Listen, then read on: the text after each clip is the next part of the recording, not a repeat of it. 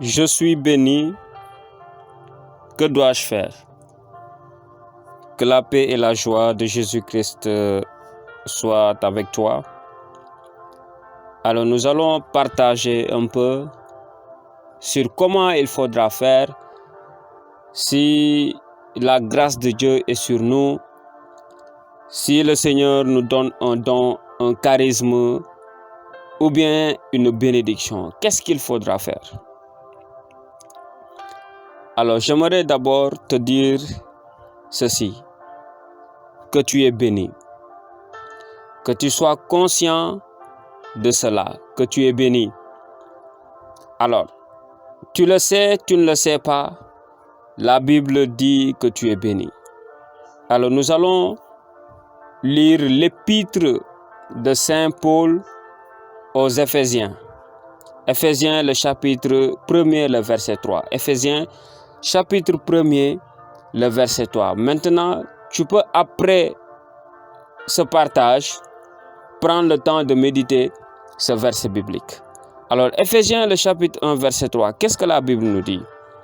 Béni soit Dieu, le Père de notre Seigneur Jésus-Christ, qui nous a bénis de toutes sortes de bénédictions spirituelles dans les lieux célestes en Christ. Parole du Seigneur. Alors, si nous lisons ce passage, Paul nous fait comprendre que notre Père Dieu lui-même nous a bénis de toutes sortes de bénédictions dans les lieux célestes. Donc ça veut dire que nous sommes bénis. Toi, tu es enfant de Dieu, tu es béni. Crois en cela, que tu es béni. Si tu ne le savais pas, sache-le que tu es béni. Maintenant, si tu es béni, si la grâce de Dieu est sur toi, qu'est-ce qu'il faudra faire maintenant? Le premier conseil,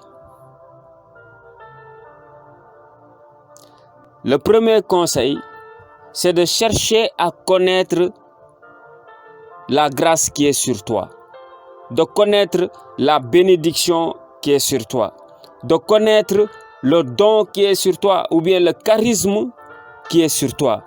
Tu es béni, mais quelles sont les bénédictions qui sont en toi? Parce que le Seigneur peut donner à l'un une bénédiction, à l'autre une autre bénédiction. Tout dépend de lui. Maintenant, la Bible te dit que toi, tu es béni.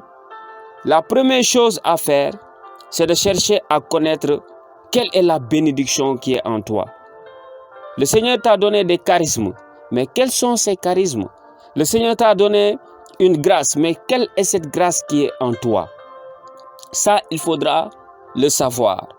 Maintenant, tu vas prendre un temps, tu vas prier par rapport à cela. Parce que si tu ne connais pas la grâce qui est sur toi, tu ne pourras pas l'utiliser. Tu ne pourras pas l'utiliser malheureusement. Alors, si nous regardons l'histoire de Gédéon, dans Juge le chapitre 6, c'est dans l'Ancien Testament. Dans l'Ancien Testament, Juge le chapitre 6, verset 14. Si on regarde un peu l'histoire de Gédéon, au verset 14, la Bible dit ceci. L'Éternel se tourna vers lui. L'Éternel se tourna vers lui et dit, c'est-à-dire, il dit à Gédéon, va avec cette force que tu as et délivre Israël de la main de Madian. N'est-ce pas moi qui t'envoie?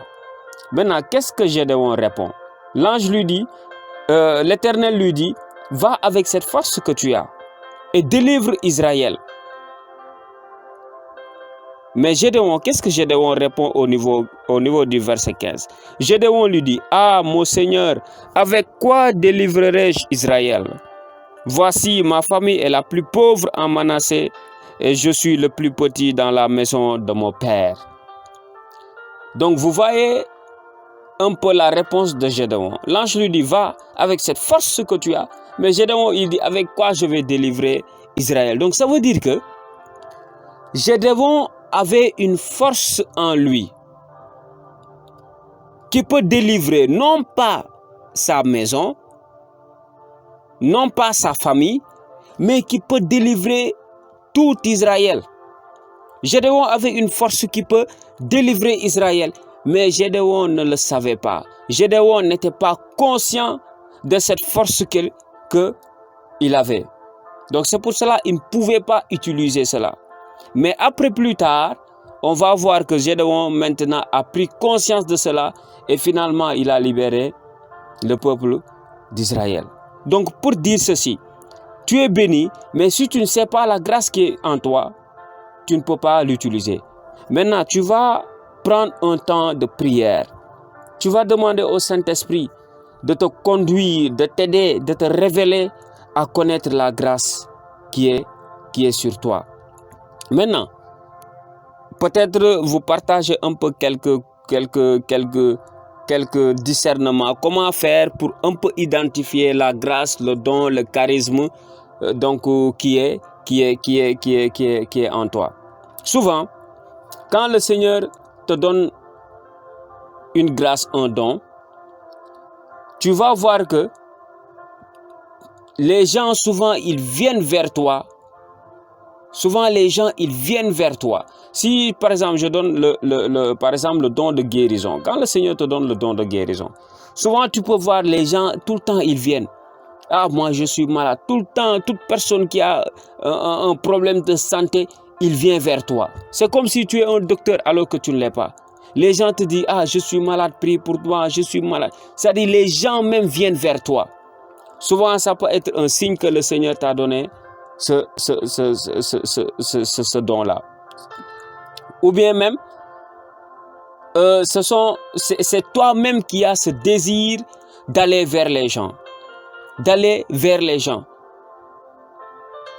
Par exemple, si le Seigneur te donne la grâce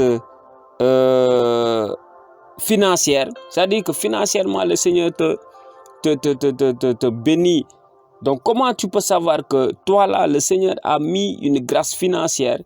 C'est que quand tu vois quelqu'un qui est dans le besoin, tu as cette liberté de donner la personne. Tu as cette liberté. Tu n'as pas de problème, de contrainte pour donner de l'argent. Toi-même, tu as compassion, tu as envie d'aider les gens financièrement. Ou bien, un autre signe pour reconnaître la grâce qui est sur toi, c'est que pour les autres, c'est compliqué de faire la chose. Mais si c'est pour toi, c'est tellement facile. C'est tellement facile. Les autres se débrouillent pour faire la chose, mais si c'est toi, tu fais la chose facilement. Regarde dans ta vie, quelque chose que tu fais de naturel, de facile. Mais si ce sont les autres, c'est compliqué pour eux. Mais si c'est pour toi, tu le fais de façon naturelle, tu le fais de façon stratégique et tu le fais bien. Souvent, ça peut être que c'est une grâce que tu as reçue.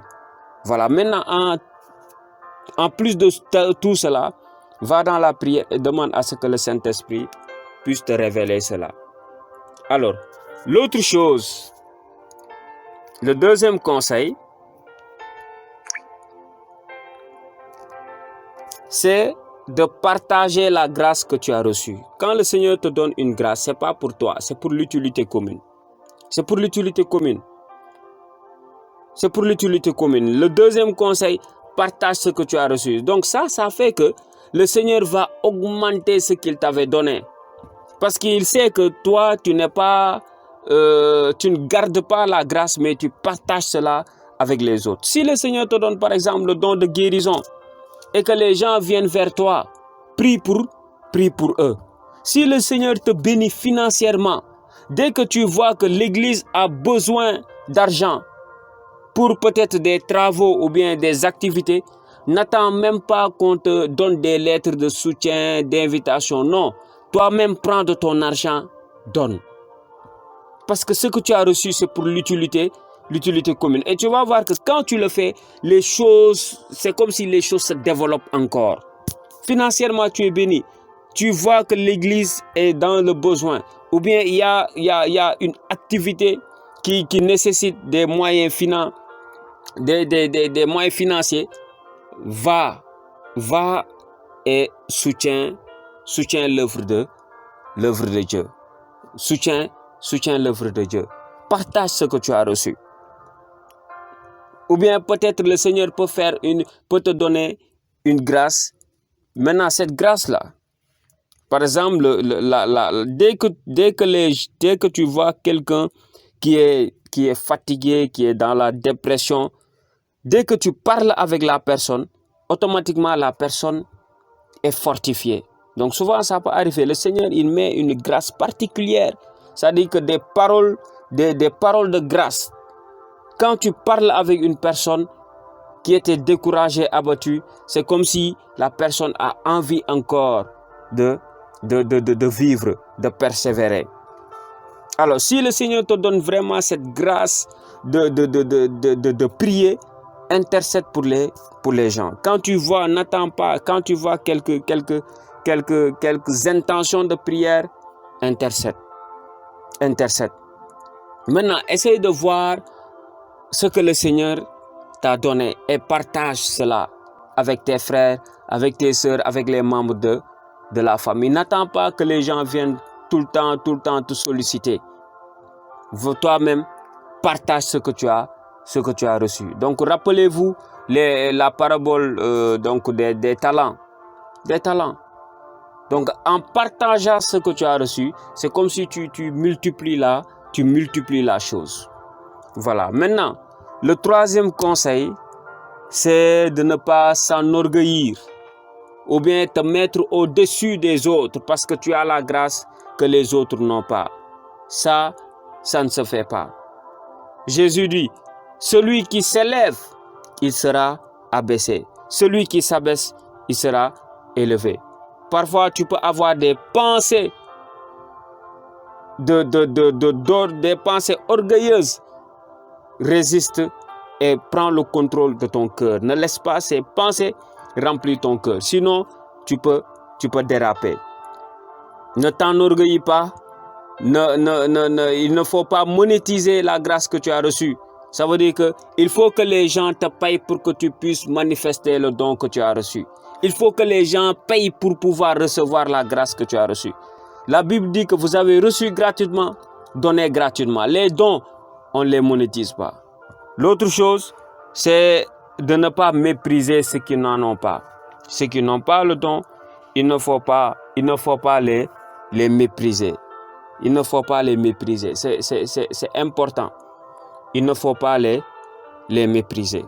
Voilà, voici ces quelques conseils qu'on avait avec vous. Donc, pour vous partager cela. Demeurez bénis et que la grâce de Dieu vous soit multipliée au nom de Jésus-Christ de Nazareth. Amen.